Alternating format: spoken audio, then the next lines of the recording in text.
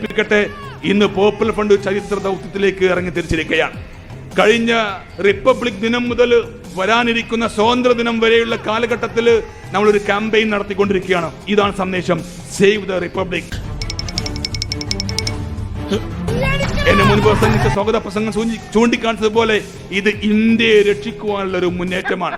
ആ മുന്നേറ്റത്തിൽ സ്വാതന്ത്ര്യ സമരത്തിൽ ഏതു പ്രകാരമാണോ നമ്മുടെ മുൻഗാമികൾ എല്ലാം മറന്ന് അവർ മുന്നേറിയത്, ഒറ്റക്കെട്ടായി പോരാട്ട രംഗത്തേക്ക് ഇറങ്ങിയത്, ഇന്ന് വീണ്ടും ഒരിക്കൽ കൂടി ഇന്ത്യയിൽ ജനിച്ചു വീണ ഇന്ത്യ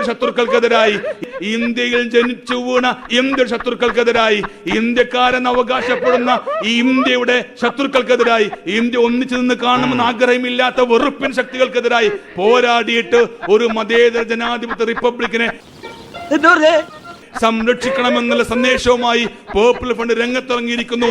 നിങ്ങൾക്ക് സ്വാഗതം.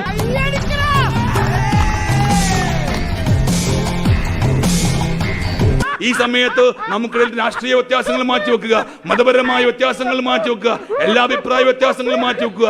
ഞാനും നിങ്ങളും ഈ ഇന്ത്യയിൽ ജീവിച്ചിരിക്കണമോ വേണ്ടയോ എന്ന പ്രധാന പ്രശ്നങ്ങൾക്ക് മുമ്പിൽ മറ്റെല്ലാം നമുക്ക് നിസ്സാരമായ പ്രശ്നമാണ്. അതുകൊണ്ട് വേദിയിലുള്ള സദസ്സിലുള്ള വളരെ പ്രധാനപ്പെട്ട പണ്ഡിതന്മാരും നേതാക്കന്മാരും അടങ്ങുന്ന സമൂഹത്തോട് ഞാൻ പറയുന്നു, നമ്മൾ ഒന്നിച്ച് ഒറ്റക്കെട്ടായി ഒരൊറ്റ മുന്നേറ്റമായി ഈ ഇന്ത്യക്ക് വേണ്ടി ഇറങ്ങുക.